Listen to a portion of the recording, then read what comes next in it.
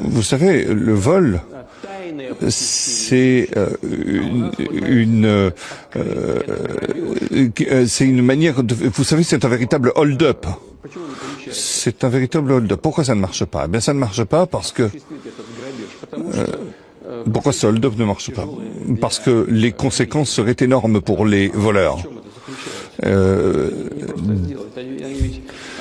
D'abord, c'est pas simple à faire. Voler ou comme ça, prendre les choses. Donc, ce n'est pas simple à faire. Parce que ce sont des crédits, voyez-vous.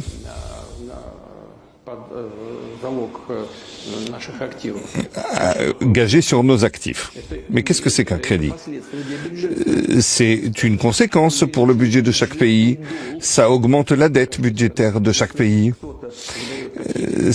Et si vous donnez un crédit, eh bien, ça a des conséquences sur le budget du pays concerné. Prenons la France, par exemple, la dette de l'État est de 120%. Donc c'est 120%. Nous, on est à 77%, eux, ils sont à 120%. Et prenez maintenant les engagements budgétaires.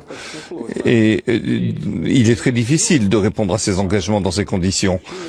Et c'est la raison pour laquelle prendre des décisions liées à ce vol n'est pas simple. Mais il y a d'autres conséquences encore plus lourdes pour ceux qui essayent de faire ce genre de choses. Ce n'est pas simplement un coup porté à nous, mais c'est un problème également d'un coup porté à la confiance. Cela aurait des conséquences sur la zone euro, et cela concernerait beaucoup de pays, pas seulement la Russie, ceux qui ont des ressources, par exemple les pays qui produisent du pétrole. Et